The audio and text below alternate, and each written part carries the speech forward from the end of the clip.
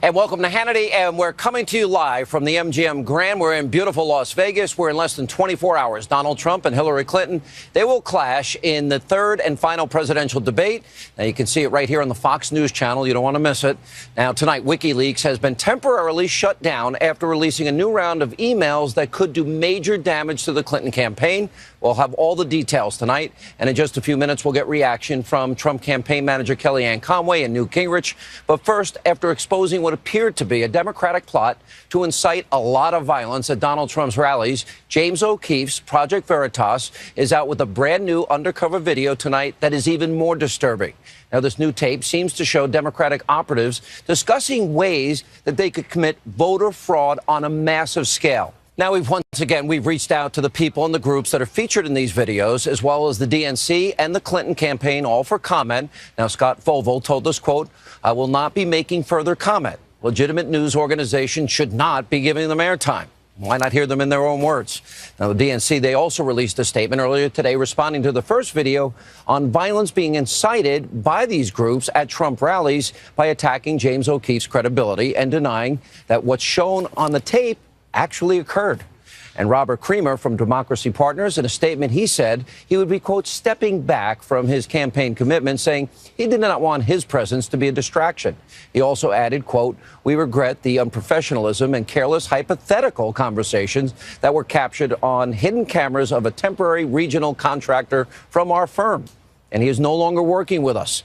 Now, while none of the schemes described in the conversations ever took place, these conversations do not at all reflect the values of Democracy Partners. And Cesar Vargas, in a Facebook post, he called it a conspiracy video. Here now with reaction, Donald Trump's campaign manager, Kellyanne Conway. You know, I think the thing that we've got to focus on, and this was on the tape yesterday, is that the money, follow the money, always important, because the campaign, Hillary's campaign, pays the DNC.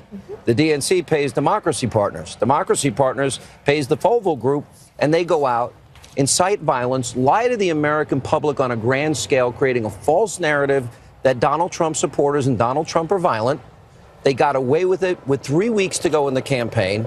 And on top of it, today we learned what? There is widespread planning and scheming for voter fraud. What's your reaction to all this? Well, once again, Donald Trump was ahead of his time, Sean. He's been talking about this for the last couple of days. People have been criticizing him. He has no evidence. And here we see it goes right to the top. And I know Hillary Clinton's in hiding for 5 days or so with 22 or so days to go. But it would be nice if she put out a very strong statement condemning these acts, condemning this type of behavior. Talk about a different kind of pay to play. This all tells us one thing, whether you look at WikiLeaks, the FOIA requests, whether you look at what's happening with Project Veritas, it's that they just can't win fairly and squarely. Can't you just go out there and tell America, this is my vision on healthcare, ISIS, the economy, growth, immigration, corruption? She can't do that. Her entire campaign is about Donald Trump.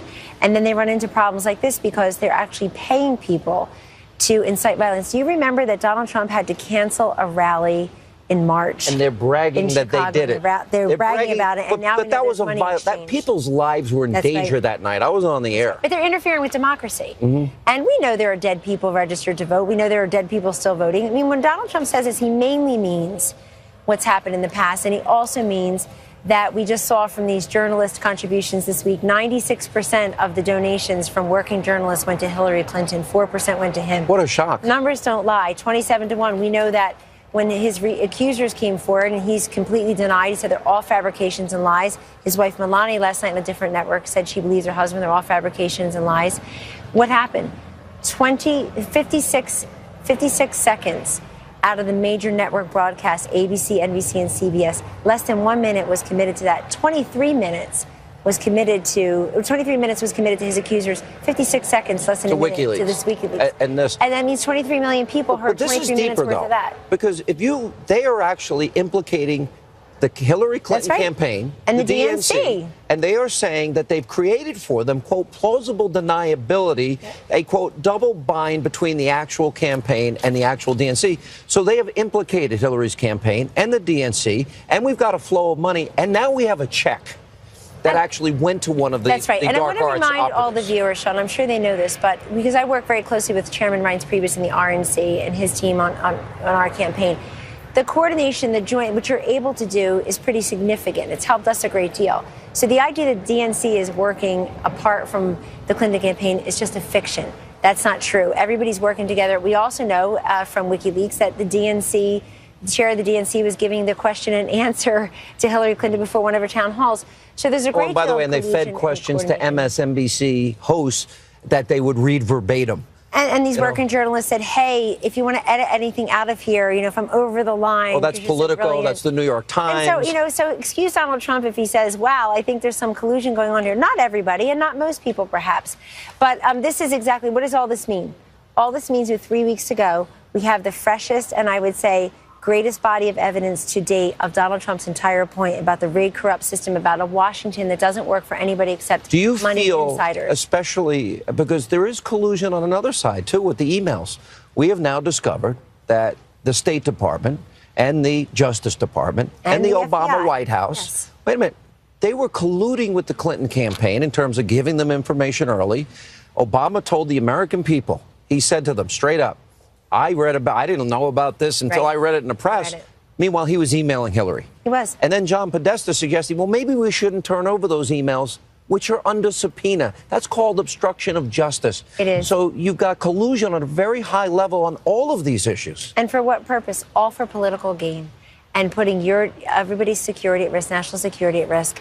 The other thing that's very disappointing in these emails is you find out more of what Hillary Clinton and her senior team thinks of all of us, thinks of the American people. If they're not irredeemable and deplorable, John Podesta said that he wished the San Bernardino shooter's name was Chris Hayes. Chris Hayes. It's unbelievable. Yeah. And then the other thing she said, she didn't like to use the term, average American. Average American. Yeah. She wasn't comfortable with it. By the way, she's not comfortable with a lot of things because apparently after 30 years, she's still trying to find her voice. They said, what's her core? What issues will she run on? I'm going to put up on the screen real quick, and I know you got to go. And we'll roll the WikiLeaks, and I'll get into this with Newt Gingrich in the next segment.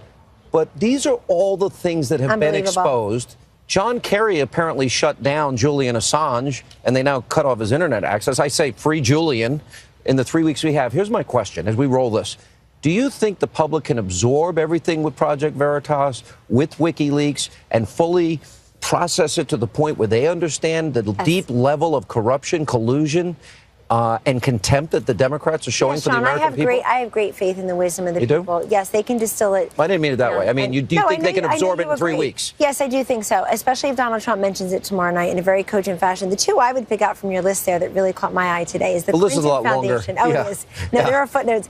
More on the website. The Clinton Foundation was paying the men double the amount, and somebody got $346,000 to run a foundation. Wow, that's a lot of money. But double the women, the gender gap, the pay gap by gender at the Clinton Foundation approximated, frankly, the gender gap in pay at the State Department. The other one I wanted to point out to them is they put these VP nominee prospects in food groups, and if you look at the list, it's like the women, the non-politician, the, quote, white men. The needy Latinos is another part of that. I mean, it's really a disgrace. I was involved when Donald Trump was selecting his vice presidential running mate, and I assure you that that names were mentioned, human beings, the actual people were mentioned, not food groups based on their gender and their ethnicity and their race. I wonder what I'm probably in, I don't know, probably they put Hannity in the dog food category over at the Clinton headquarters. You're on Hillary's list. You're on a different list for Hillary. Thank you.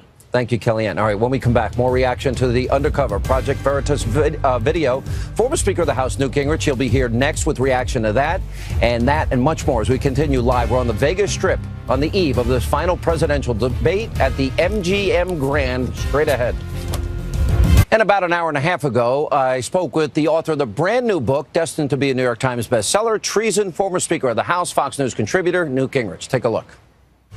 And joining us now, former Speaker of the House, Newt Gingrich is with us.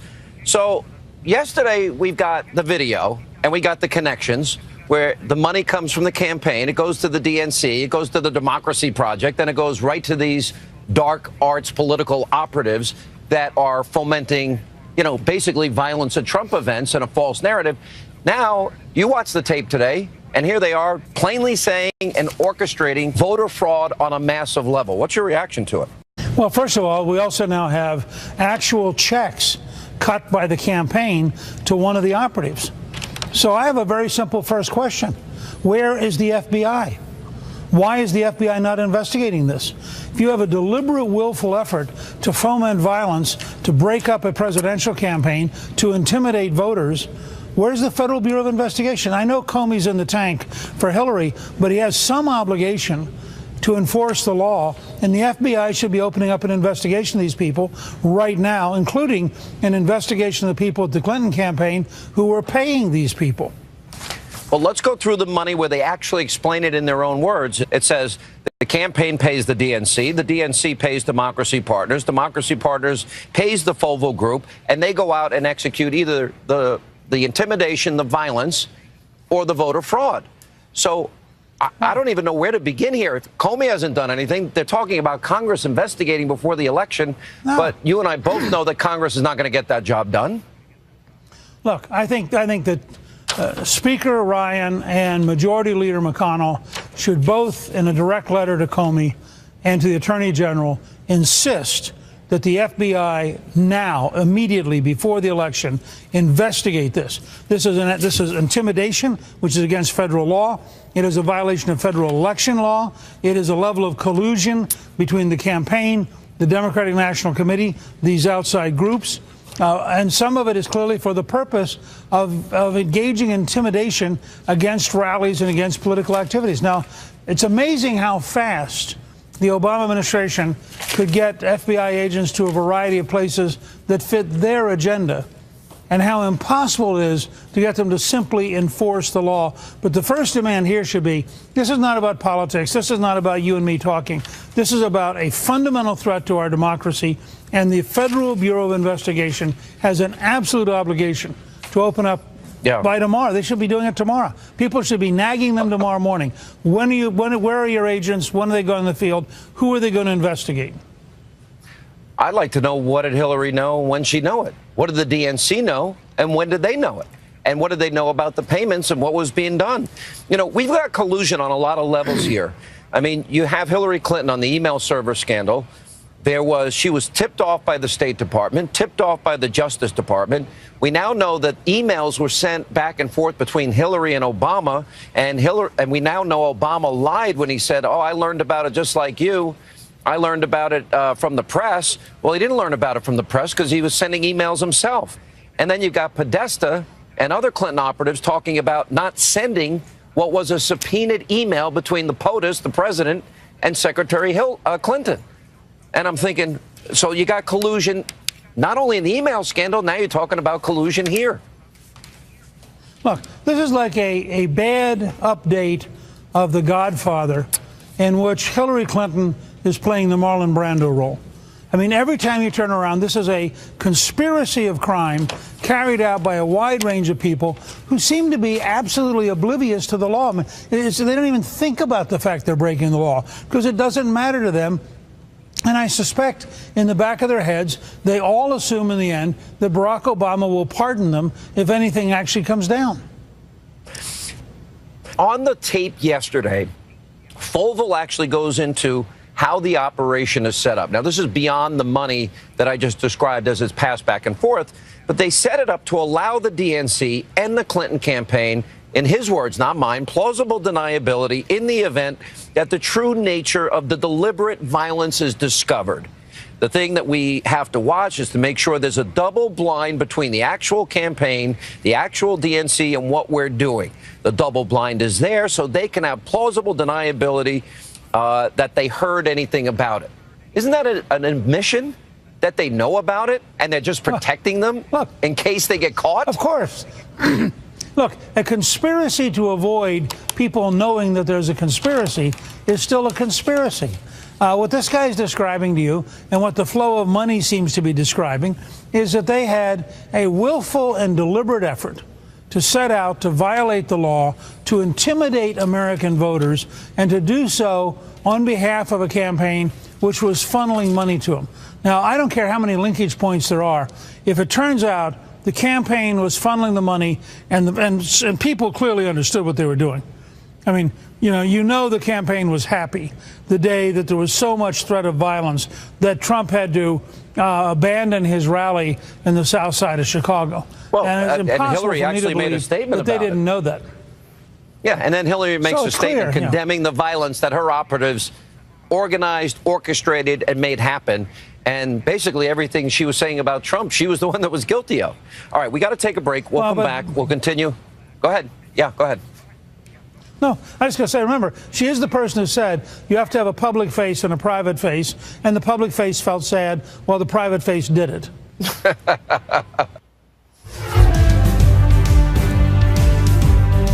And welcome back to Hannity Live from Vegas on the Strip, the MGM Grand. And we are here ahead of tomorrow's third and final presidential debate.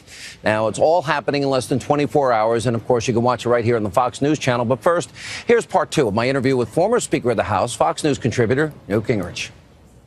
So do you think the Project Veritas tapes, where we've got people literally inciting violence connected to the DNC, connected to Hillary's campaign, and institutionalizing voter fraud at a level we'd never hear anybody ever admit in the past? And do you think that, coupled with the WikiLeaks revelations, what impact is this going to have on the race, which is 3 weeks from today? I think voters go to the polls. I think all of it wears down on Clinton. I think all of it makes her even less desirable, even more frightening. I mean, if you have people doing this now, can you imagine if she has the power of the presidency, the kind of things she will do, how dangerous she will be to our civil liberties, and how willing she will be to go after people in ways that are very, very, I think, dangerous to the whole survival of the rule of law in this country. So in that sense, I think all of these pieces come together in a way that are just a further reminder of how bad she is, how bad her immediate staff is. I mean, the whole thing that came out this morning where they're saying, well, we really can't support Israel too much because that'll make our left-wing allies really unhappy. These kind of things come up over and over again, and the more you pull back the mask, the more you realize that the secret Clinton and the secret Clinton team is a really pretty, I think, very frightening system of very radical thoughts, very willing to break the law. When you think of all of the time that the media spent on allegations against Donald Trump, most of which have now been fully debunked, although it took a week, and all the time, while that was happening, simultaneously, all these WikiLeaks are being dropped, the media paid zero attention to it. Now, we do have the latest revelations today, and I'll put that up on the screen with a long list of other things that I think would probably prevent any other person in the country from ever becoming president. The new revelations are simple. Clinton wanted Obamacare to unravel, I assume because she wants a single payer. Podesta called Senator Bernie Sanders a doofus. The campaign found a gender pay gap at the Clinton Foundation. Podesta listed potential VP candidates by racial and gender food groups. And aides thought Obama's remarks about the private server didn't make sense. Now, I'm going to continue to roll all of the earlier revelations that most people don't seem to know, but you can even take it back further. When Debbie Wasserman Schultz was fired, there was racism and sexism and misogyny and anti-Semitism on full display by the Democrats. In other words, the very things they always accuse Republicans of. Look, when you just learned the one thing that you mentioned in passing, the highest paid people in the Clinton Foundation were 3 times as likely to be men rather than women. Now, just start with that single fact. And yet, where is the elite media? Where is the anger? Where is the outrage that the organization she and her husband controlled paid men dramatically more than it paid women? You know, doesn't it? And this goes back to the degree 96% of the money given by reporters to campaigns this year, 96% went to Hillary Clinton. That is a 24-to-1 ratio, and it tells you why you're dealing with this constant barrage of propaganda masquerading as news. But it's not news. It is propaganda designed to undermine Donald Trump, and frankly, his job tomorrow night is to overcome that. You think about it's NBC. Literally, they're fed questions when Hillary's going to be interviewed. It's CNN operatives feeding questions to the Clinton campaign in advance of a town hall. It's the AP that have friendlies that they go to. It's the Atlantic. It's John Harwood at CNBC. It's the LA Times, the New York Times. It's Salon. It's the San Francisco Chronicle. It's, the Boston Globe.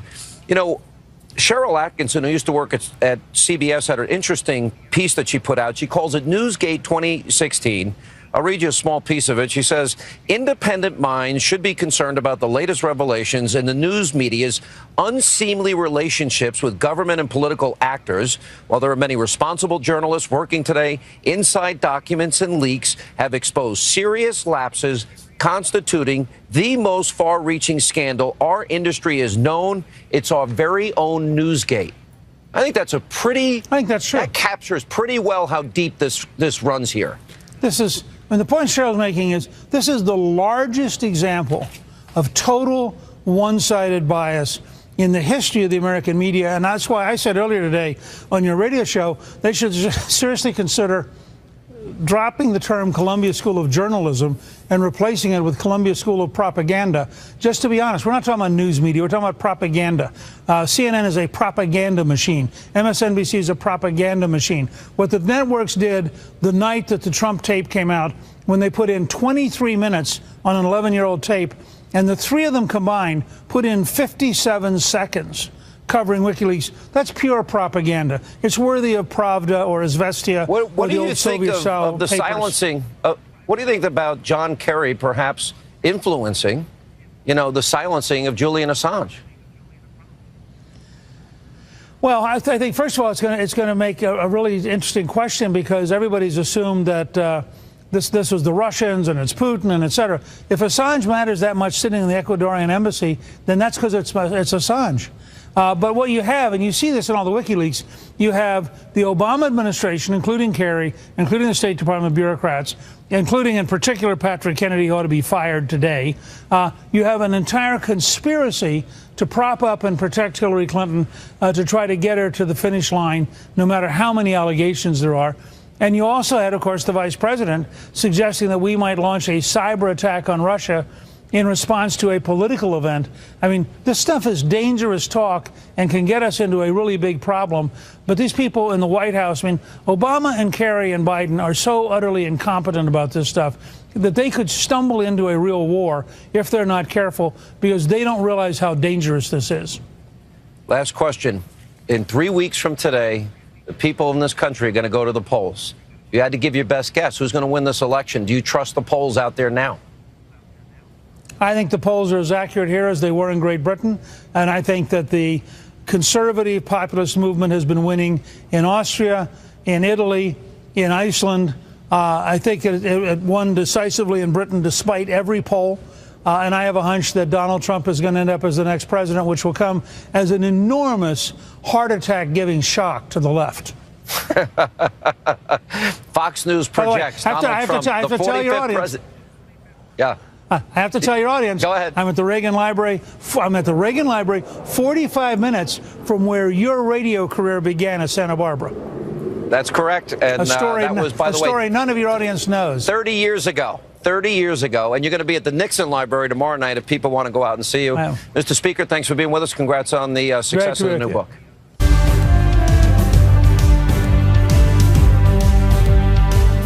Joining us now with reaction, former Clinton pollster, Fox News contributor Doug Schoen, and Fox News contributor Monica Crowley, who's here with us in Vegas. I always think humor works in political ads. Absolutely, and that was a very effective ad, because part of Mr. Trump's job going into this election is educating the American people of the depths of the sordidness, cynicism, and profound corruption of Mrs. Clinton and her foundation. But they talk about the emails then. Now you got Project Veritas. Then you got the potential.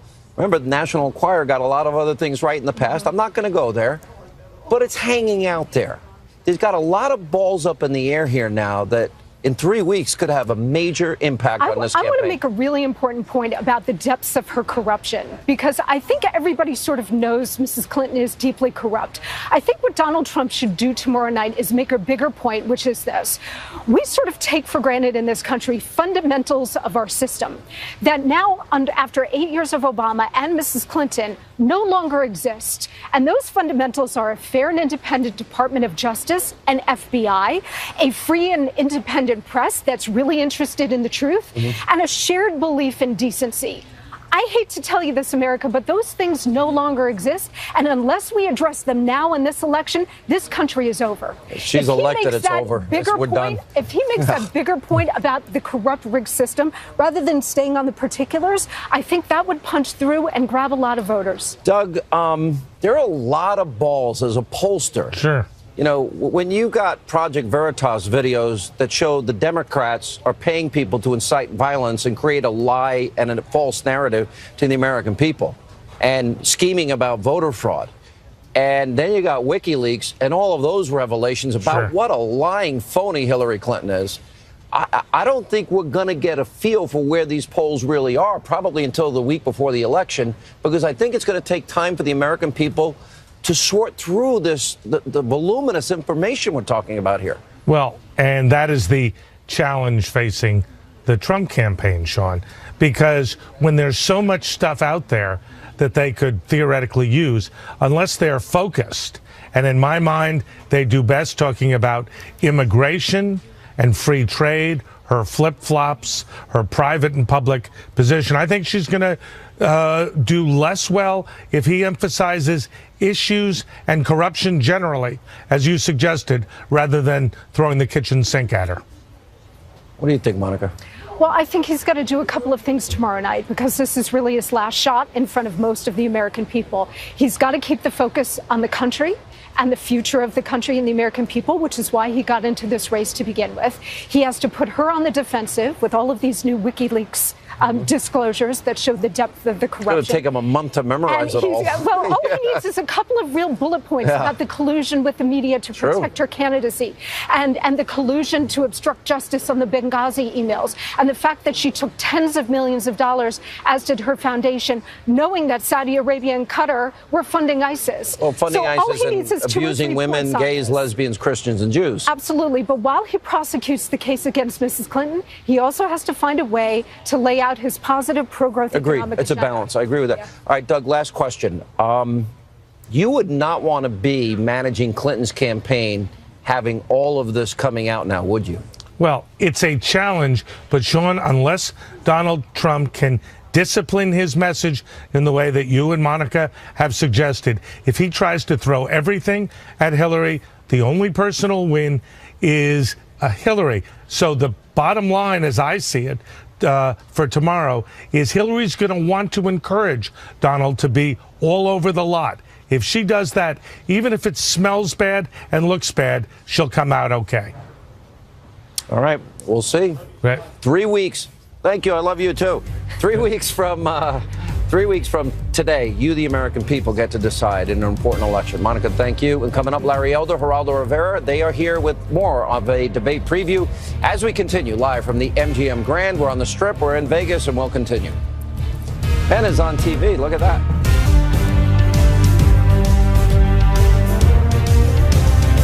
Welcome back to Hannity, broadcasting live from the Vegas Strip, the beautiful MGM Grand in Las Vegas. Of course, previewing tomorrow night's big debate. Joining us now, Salem, nationally syndicated radio talk show host Larry Elder. And you see this guy here? Fox News senior correspondent Geraldo Rivera. Undecided, last undecided man in America. That's right. Last You're sitting here telling me, Larry, he's undecided. What is up with you? I'll get around to it. I'll get around to it. What do you mean? You really are totally undecided. What is? Well, you know, I always held out hope on the immigration issue that he would lighten up. And really, that is my litmus. He did. He did. He did, and then he didn't, and then I'm not sure, and I want to talk to him. Okay, he's going to get rid of criminal aliens. He's going to build a wall. What's wrong with that? Get rid of MS-13. Leave Juan and Maria, the apricot pickers. Okay, but excuse Secure me. the border, stop catch and release, stop sanctuary cities.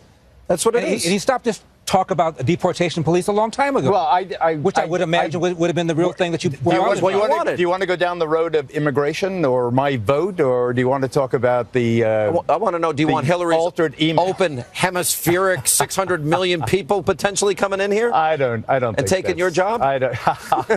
It's still the economy. My job's hanging in the balance anyway. Yeah. It's still the economy. You're reading the New York Times, huh? Right. Exactly. Hillary wants to be the third term for Obama. She doesn't have any criticism whatsoever of anything Obama has done economically. Nothing about taxes. Nothing about his stimulus program. Do you agree, Larry? March towards single payer. She wants everything he wants to do. For the two-thirds of the American people say we're on the wrong track. For the first time, I come here and have something I can agree with you both about, and it is the fact that there was the State Department official, Patrick Hannity, who did request of the FBI agent that the classification be changed from secret to unclassified. What about the violence? And he's doing well so far. If you do that, the allegation is. What about the violence? Then I will allow the FBI a bigger presence in the Baghdad. What about Iraq. the violence in the project? I'm so glad you brought that up. I was right here, not here in Vegas, but we were in New York, and I said to you when we watched that rally and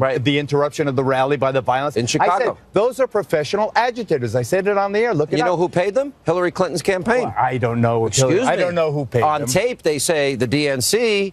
The campaign paid the DNC, that paid the Democracy Group, that paid the agitators. You will trace, if people probe, who actually knew. They talked about plausible deniability for Hillary Clinton. But there was no doubt that they were professional agitators. And what about the voter fraud? Does that bother you, Larry? Well, of course it. Come on, that voter fraud. I mean, you know who believes? It's such a canard. Do you know who believes that the 2004? Don't you believe in the American system? Hold on, Geraldo. Do you know who believes the 2004 election? Yes or no? Do you believe in the American? Do you know who believes the 2004 election was stolen? John Kerry. John Kerry still bitches about the election being stolen from Hillary Ohio. Clinton. You're talking about 2000? 2004. What about 2000 in Florida with the hanging and all that? Hillary Clinton in the WikiLeaks, they thought that Obama had election fraud in Iowa and caucus states. Voters for the caucus states. I think WikiLeaks has been a big bust. So when they complain about Hillary, one thing in private, another in public. Was there a quid or was there not a quid? When they complain about voter fraud, it's legitimate. When we come back, they're going to go 3 rounds straight ahead, live at the MGM in Vegas. It's fight night on Hannity. Straight ahead. Geraldo Rivera. Anyway, welcome back. Tomorrow night, Hillary Clinton and Donald Trump face off for the final presidential debate. Fox's own Chris Wallace will be the moderator. In case you haven't seen his picture in the corner for the last week, but you don't want to miss it. He's going to do a great job. That's tomorrow night, 9 o'clock, right here, Eastern, for complete coverage. And then right after, we'll be starting midnight at Eastern. And, of course, 9 o'clock here on the West Coast for the post-debate reaction. Thank you for being with us from the MGM Grand, Vegas. We'll see you tomorrow night.